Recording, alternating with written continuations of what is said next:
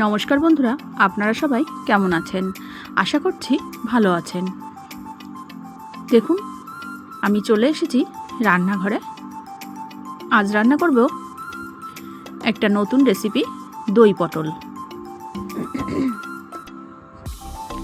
দই পটলের জন্য প্রথমে আমি পটলের খোসাগুলোকে এভাবে ছাড়িয়ে নিয়েছি।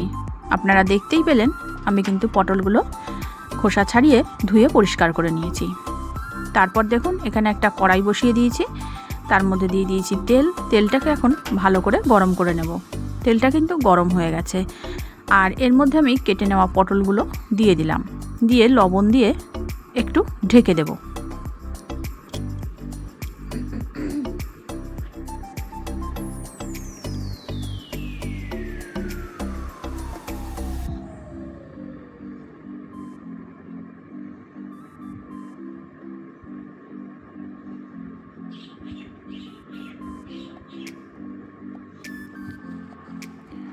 আমি কিন্তু পটলগুলো ভাজার সময় হলুদ দিইনি, লবণ দিয়ে ভেজেছিলাম। আর পটলগুলো কিন্তু এখন আধা ভাজা হয়ে গেছে, সেই জন্য আমি এখানে দিয়ে দিলাম হলুদ গুঁড়ো। আর আমি যদি প্রথম থেকেই একটু হলুদ দিয়ে দিতাম তাহলে কিন্তু পটলগুলো পুড়ে যেত। তাই আমি কিন্তু প্রথমেই হলুদ দিইনি, প্রথমেই একটু লবণ দিয়ে পটলগুলোকে ভেজে নিয়েছিলাম। তারপর যখন পটলগুলো আধা ভাজা হয়ে গেছে তখন আমি এর মধ্যে দিয়ে দিলাম সামান্য পরিমাণে একটু হলুদ দিয়ে আবারও পটলগুলোকে আমি এবার লাল লাল করে ভেজে নেব। আর এই গরমে বন্ধুরা আপনারাও বাড়িতে দই পটল রান্না করে খাবেন।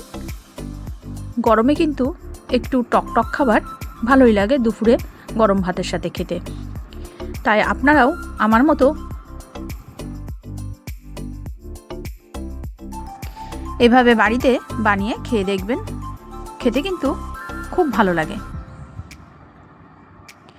পটলগুলো কিন্তু ভাজা হয়ে গেছে, তাই এবার আমি তুলে নেব।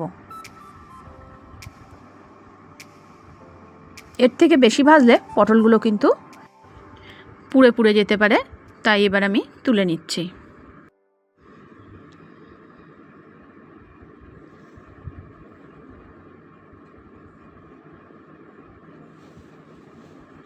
এভাবে আমি পটলগুলো সব তুলে নেব।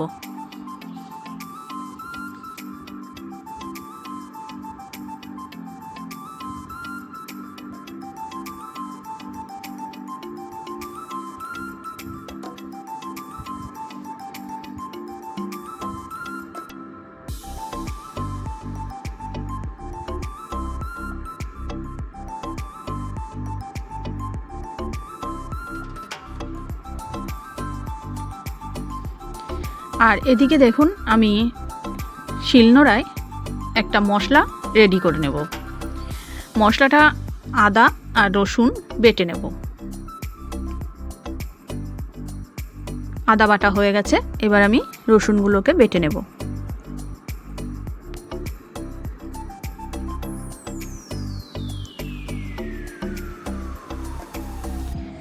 কড়াইতে তেল দিয়ে তেলটাকে ভালো করে গরম করে নেব।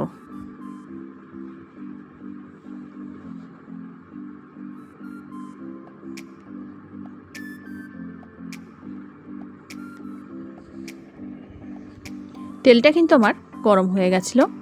আর আমি এর মধ্যে দিয়ে দিয়েছি গোটা গরম মশলা ফোড়ন। তারপর দিয়ে দিলাম আদা আর রসুন বাটাটা।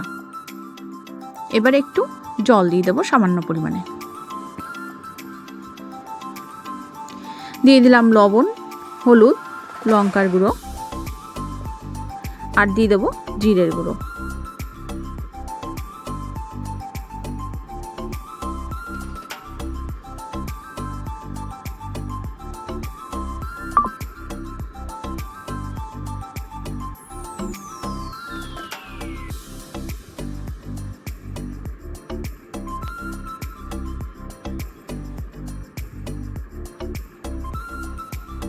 এবার আমি দিয়ে দিয়েছিলাম জিরের গুঁড়ো।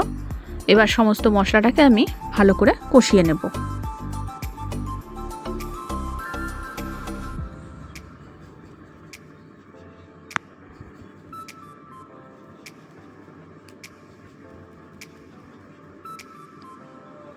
এরপর একটা টমেটো পেস্ট করে নিয়েছিলাম, পেস্টটা দিয়ে দিলাম।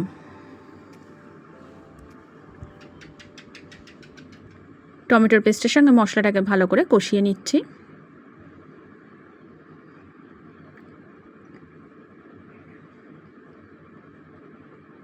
আর যেহেতু দই পটল রান্না করব, তাই আমি এখানে দই ফেটিয়ে নিয়েছি, দিয়ে দিলাম দই। টক দইটা দিয়ে ভালো করে মশলার সাথে কষিয়ে নিতে হবে।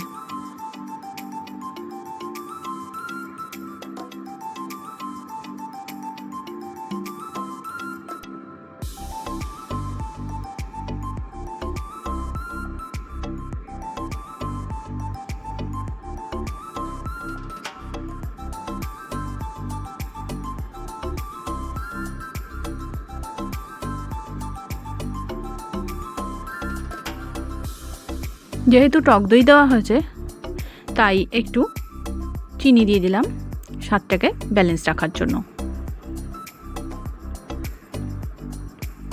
দেখুন কত সুন্দর একটা তেল ছেড়ে দিয়েছে, মানে মশলাটা কিন্তু আমার প্রায় হয়ে এসেছে।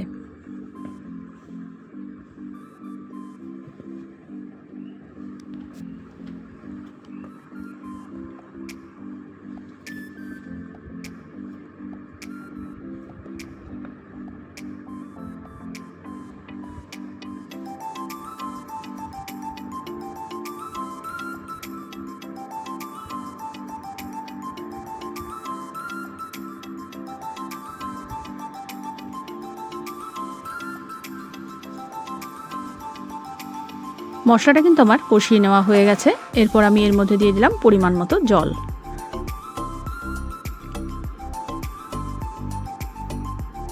পরিমাণ মতো জল দিয়ে একটু নেড়ে চেড়ে নিয়েছি। এরপর দিয়ে দেব ভেজে রাখা পটলগুলো।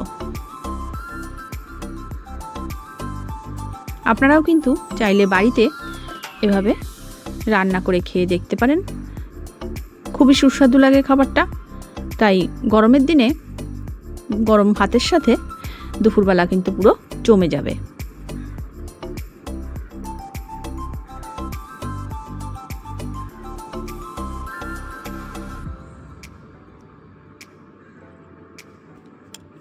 আমার কিন্তু রেডি হয়ে গেছে আমাদের দই পটল। দেখুন কত সুন্দর একটা কালার চলে এসছে।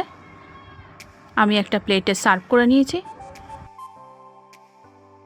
আপনাদের কেমন লাগলো অবশ্যই কমেন্টে জানাবেন।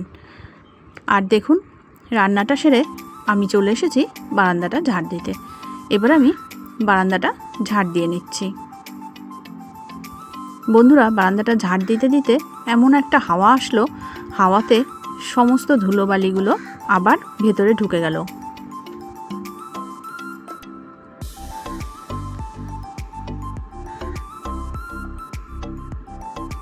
দেখতেই পাচ্ছেন কেমনভাবে প্লাস্টিকগুলো সব আবার ভেতরের দিকে ঢুকে যাচ্ছে হাওয়ায়।